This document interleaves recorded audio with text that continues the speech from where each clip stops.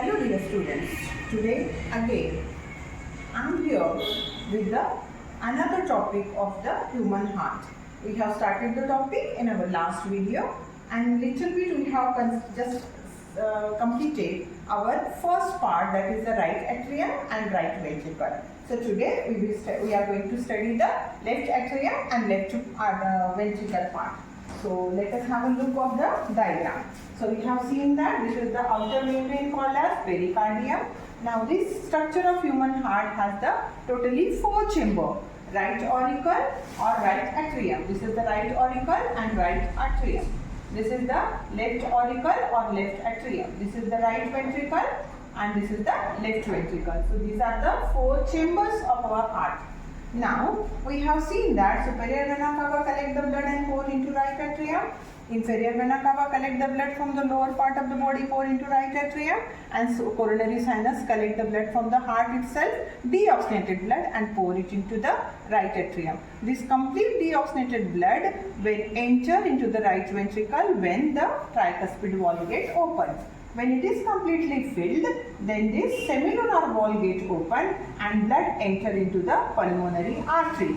Through this pulmonary artery, when here pulmonary artery, the blood enter into the lungs for the purification. This is now semilunar wall gate open and blood enter into through the pulmonary artery, left pulmonary artery, and this side the right pulmonary artery. Blood enter into the lungs. Already we are knowing that lungs is acting like a purification organ. So here exactly at the alveoli, the oxygen get mixed into the blood and blood become oxygenated, and then the oxygen rich blood just come through this particular vein. This vein is called as pulmonary vein. So pulmonary vein brings the oxygenated blood. All veins are carrying the deoxygenated blood except the pulmonary vein. It carries the oxygenated blood and pour it into the left atrium. When left atrium is completely filled, then here the wall is there in between this left atrium and left ventricle. This wall is called as bicuspid wall. It is also called as mitral wall, and this wall gets open, and this septum is called as left auricular ventricular septum. Now blood enter into the left ventricle. When left ventricle is completely filled, then pressure arises, and here again one wall is there, that is called semilunar wall, or it is also semilunar wall of the systematic aorta. It gets open and blood enter into the aorta, the biggest artery of our body, and then through the aorta blood just supplied to the each and every part of our body. So through this particular aorta blood supplied to the each and every part of the body.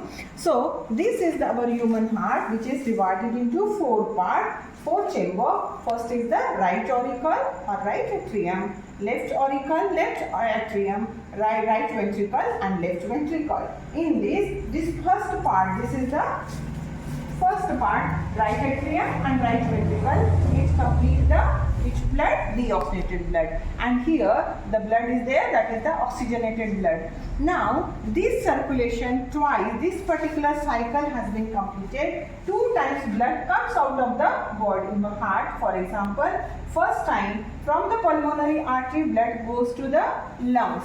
Then through the lungs again it enters into left atrium, and then again it goes out through the aorta, and that's why this circulation is also called as double circulation.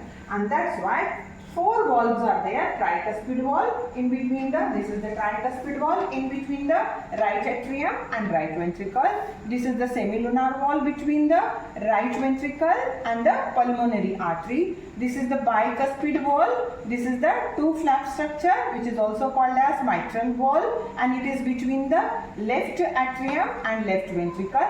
And this is the semilunar wall, which is present between the left ventricle and the aorta. In this way, blood just flows through the aorta. It flows each and every part of the body, and that is also with just a contraction and relaxation movement completed between the 0.8 second. Only within the 0.8 second, complete blood flowing through the heart. It flows to the each and every part of our body, and that's why this is the one of the very amazing type of structure which we can see in the form of the structure of human heart.